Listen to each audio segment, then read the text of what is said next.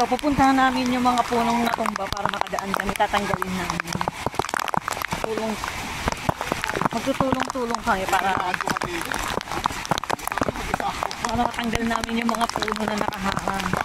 Hindi kami makakauwi, talagang stranded kami.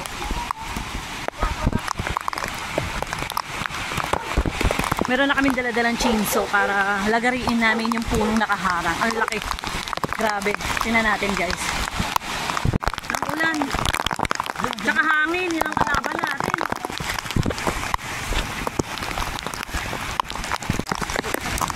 Lalagariin nila.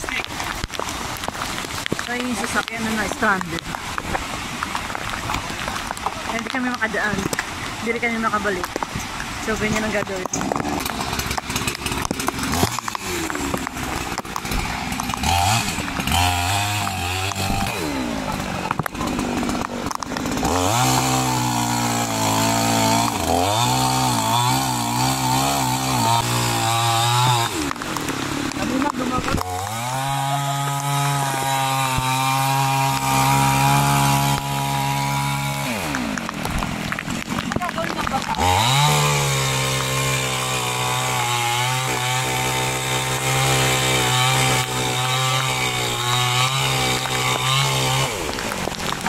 Nako, dumudulas.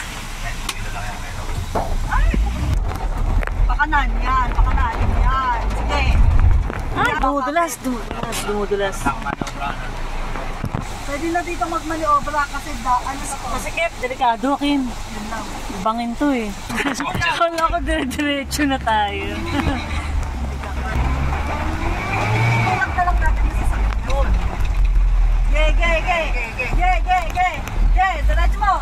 Kabila, kapit, sa likod. Diretso. Di kaya. Di kaya. Kailangan talaga bumuhay. Baka maniobra matugas-tugas wala eh. Eh, pag tinanggal yung mga, mga kalat kay Nelson, kaya. Hindi, marami. Marami? Hindi matatanggal. Ano lang. Kasi iba yung pahatak eh. Kaya kay JC parang front wheel yan, lumalabas, di ba? Maano talaga. Ito, kaya na siguro to.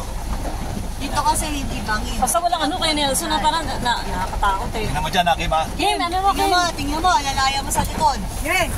Kahit makailan pa ko po, anong masakit po yung tao. Ay, di kaya. Kaya, matalik. Talagang ang taas eh. Bangin na yun eh. Bangin na ba yun? Delikado na yun. Delikado na dito sa babaking bangin. Sa taas talaga kailangan. Relax ka lang. Pero to, puso. Titignan ko rin. Relax ka lang, Pangin Nelson. Nakakabit ako sa upuan. Nakakabot si Ate Carty. Siyempre. Bangin niya ito. Bangin to eh. Bangin to. Nakakatakot. Nakakatakot. Ito hindi. Teka, sabay ko muna.